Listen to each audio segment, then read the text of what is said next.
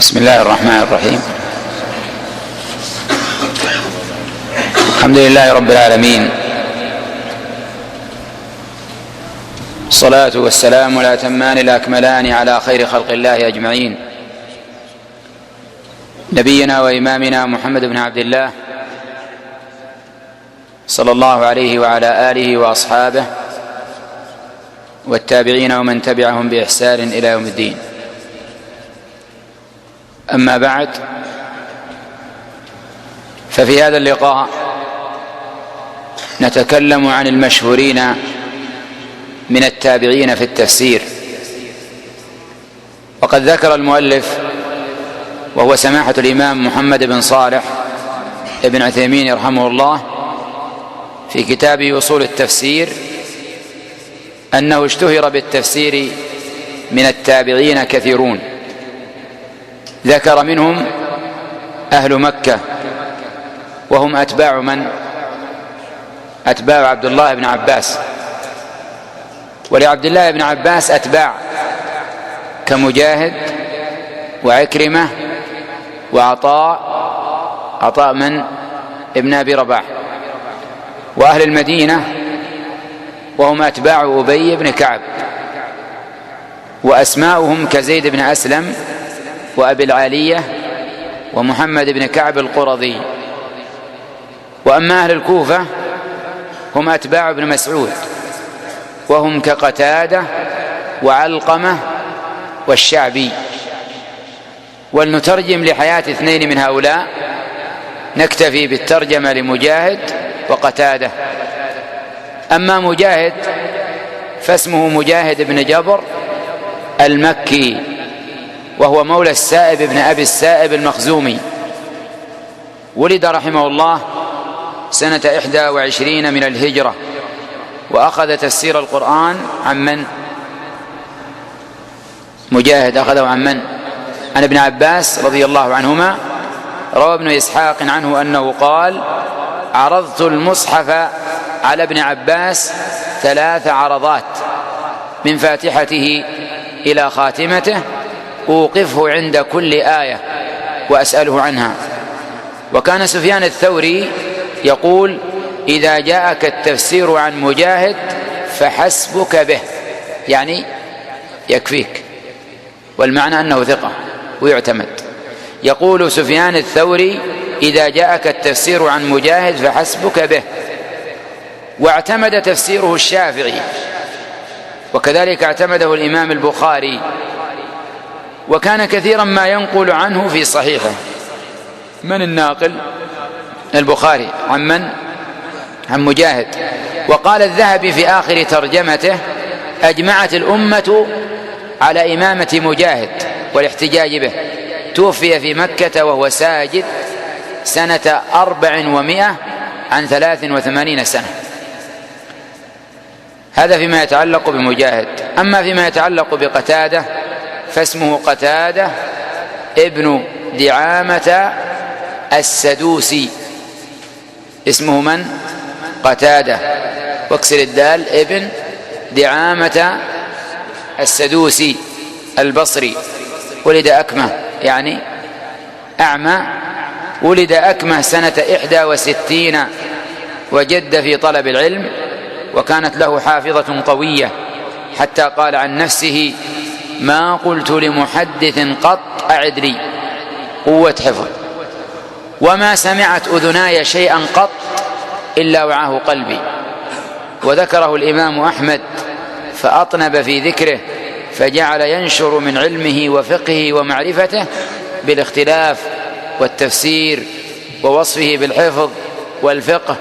وقال: قلما تجد من يتقدمه، أما المثل فلعل، يعني أرفع منه قليل، وأما المثل فيمكن. وقال أي الإمام أحمد: هو أحفظ أهل البصرة، لم يسمع شيئا إلا حفظه. توفي في واسط سنة 17 و100 عن 56 سنة. هذا فيما يتعلق بنبذة موجزة عن التابعين الذين اشتهروا بالتفسير. أما فيما يتعلق في درس هذا اللقاء فإنني أتكلم على عجالة عن القرآن وكونه محكم ومتشابه. قال أهل العلم: يتنوع القرآن الكريم باعتبار الإحكام والتشابه إلى 3 أنواع. إذن القرآن منه ما هو محكم ومنه ما هو متشابه. يتنوع القرآن باعتبار الإحكام والتشابه إلى 3 أنواع. النوع الأول هو الإحكام العام، وهو الذي وصف الله به القرآن، بل القرآن كله محكم. هذا من حيث العموم. هل القرآن محكم؟ نعم. إذن النوع الأول هو الإحكام العام الذي وصف به القرآن كله، مثل قول الله تعالى: كتاب أحكمت آياته ثم فصلت من لدن حكيم خبير.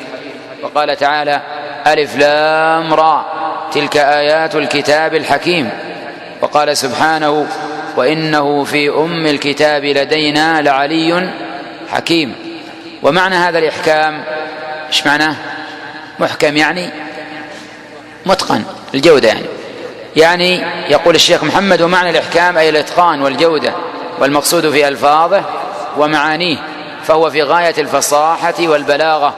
أخباره كلها صدق نافعة، ليس في أخباره كذب ولا تناقض ولا لغو لا خير فيه. ليس في القرآن كذب ولا تناقض ولا لغو لا خير فيه. وأحكامه كلها عدل وكلها عدل وحكمة، ليس فيه جور ولا تعارض ولا حكم سفه. يعني ليس في القرآن شيء من هذا، لا لغو ولا سفه ولا باطل، بل القرآن كله محكم ومتقن لأنه صادر من حكيم عليم سبحانه.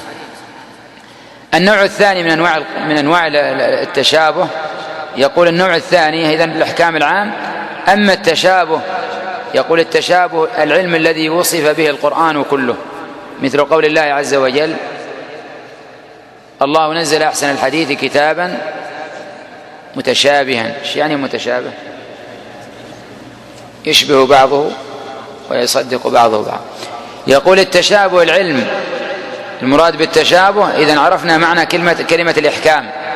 هناك إحكام عام وعرفناه ومعناه الإتقان والجودة، وهناك تشابه يعني العلم الذي وصف به القرآن كله، مثل قول الله عز وجل: الله نزل أحسن الحديث كتابا متشابها مثاني تقشعر منه جلود الذين يخشون ربهم ثم تلين جلودهم وقلوبهم إلى ذكر الله.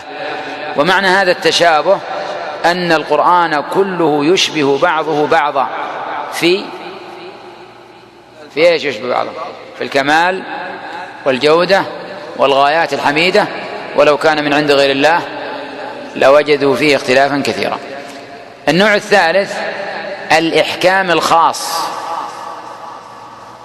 خاص بيش؟ في بعض القرآن يعني عندنا الإحكام على قسمين: إحكام عام وإحكام خاص. الإحكام العام بمعنى الإتقان والجودة، والإحكام الخاص لبعض القرآن دون بعض. فإذا قلنا إحكام خاص سيقابله متشابه. الإحكام الخاص ببعضه والتشابه الخاص ببعضه، مثل قول الله تعالى: هو الذي أنزل عليك الكتاب منه آيات محكمات. منه ليس كله. هذا الإحكام الخاص. منه آيات محكمات هن أم الكتاب وأخر متشابهات، فأما الذين في قلوبهم زيغ فيتبعون ما تشابه منه ابتغاء الفتنة وابتغاء تأويله وما يعلم تأويله إلا الله والراسخون في العلم يقولون آمنا به كل من عند ربنا وما يذكر إلا أولو الألباب. ومعنى هذا الإحكام إيش معناه؟ إذا قيل الإحكام الخاص، عرفنا الإحكام العام معناه الجودة والإتقان من جهة الألفاظ والقوة والتركيب عرفنا. فيكون الإحكام الخاص بمعنى نفس التفسير الأول. ما الداعي أن تقول إحكام خاص؟ تشابه في باطل. أقول إحكام تقول لي تشابه. تشابه يقابل الإحكام. ما كان واضح لكل أحد، كان واضح ظاهر الدلالة لكل أحد. أيوة أحسنت، الشيء الواضح لكل أحد المتبين لكل أحد لما في إشكال، لما يشتبه على أحد، الذي لا فرق فيه بين العالم وطالب العلم والعامي، لأنه واضح كآيات الصفات. على كل حال منه الإحكام أن يكون معنى الآية واضحا جليا لا خفاء فيه، مثل قول الله عز وجل: يا أيها الناس إنا خلقناكم من ذكر وأنثى وجعلناكم شعوبا وقبائل لتعارفوا. هل أحد فينا الآن عنده إشكال أن الناس قسمين ذكر وأنثى؟ واضح الآية. وهل عندنا إشكال في كون الناس قبائل وعشائر؟ هذا شيء واضح، فيسمى هذا إيش؟ إحكام خاص، لأن كل أحد يفهمه. والمعنى معنى الإحكام أي معنى الآية واضح جلي لكل أحد. قال الشيخ محمد: الإحكام الخاص المراد به معنى الآية واضحا جليا لا خفاء فيه. وأيضا مثل آية أخرى مثل قول الله: يا أيها الناس اعبدوا ربكم الذي خلقكم والذين من قبلكم لعلكم تتقون. فكون الله خالقنا معلوم واضح ايش معنى الخلق، وكونه سبحانه وتعالى أمرنا بطاعته واضح.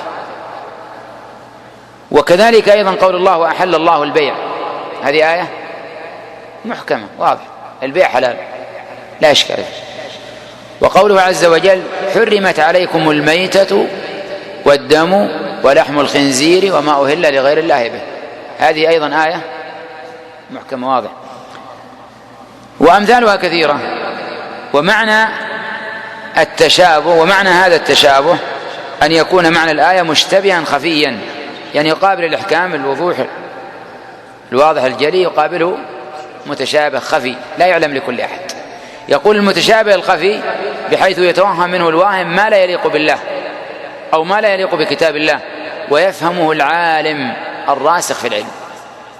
مثاله فيما يتعلق بالله تعالى أن يتوهم واهم في قوله: بل يداه مبسوطتان، يقول معناته الله له يدين ونحن لنا يدين، إذن هذا يقتضي التشابه. صارت الآية هذه اشتبهت على طائفة وهم من؟ المشبه، ما فهمها إلا راسخ في العلم.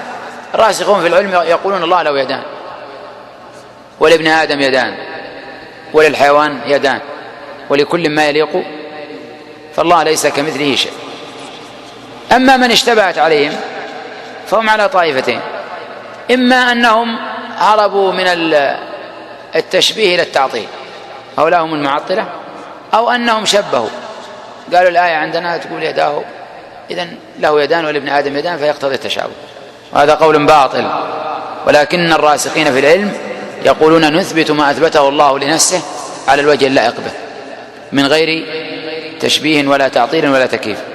ومثاله فيما يتعلق بكتاب الله أن يتوهم واهم تناقض القرآن وتكذيب بعضه بعضا، حيث يقول الله: ما أصابك من حسنة فمن الله وما أصابك من سيئة فمن نفسك، هذه آية.